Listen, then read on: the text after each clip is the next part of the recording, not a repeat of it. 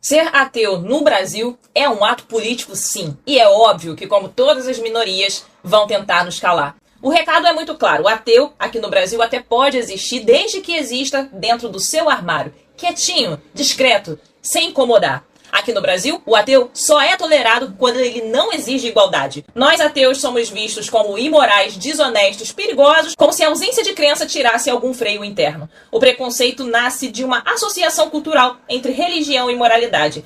A gente dizer que é ateu aqui no Brasil pode custar oportunidades de trabalho, isolamento, a gente pode virar motivo de chacota, somos tratados como arrogantes, amargos, revoltados, sem amor, sem família, sem valores. A Constituição protege a liberdade de crença e também a liberdade de não crença. Só que o problema do ateu aqui no Brasil não é só jurídico, é também simbólico. A lei pode dizer que o Estado é laico, mas continua sendo teocrático simbolicamente. A gente ainda vê crucifixo em repartição pública, oração em Câmara Municipal, bancada religiosa definindo o direito civil. E é por isso que quando um ateu se levanta nas redes sociais, quando ele fala sobre o seu ateísmo, é chamado de chato e começa a ser combatido. O religioso pode falar de Deus em público, na família, na empresa, no congresso, na televisão, na escola, no hospital, no presídio, no avião, no ônibus, no metrô, no velório. Mas se o ateu responder, aí ele passa a ser o chato. Ele é um intolerante.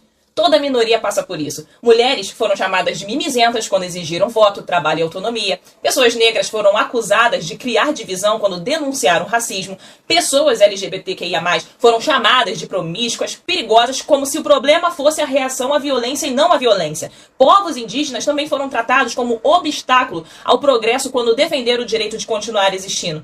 A história mostra esse padrão. Primeiro a sociedade apaga um grupo. Depois, quando esse grupo começa a exigir os seus direitos, acusam esse grupo de estar fazendo muito barulho e estão causando divisão. E com os ateus acontece a mesma coisa. A sociedade espera que a gente permaneça dentro dos armários. Eles vão dizer: ninguém precisa saber que você é ateu, mas essa é a lógica do apagamento. Ninguém deveria precisar esconder uma convicção para manter o emprego, a amizade, respeito familiar ou segurança social.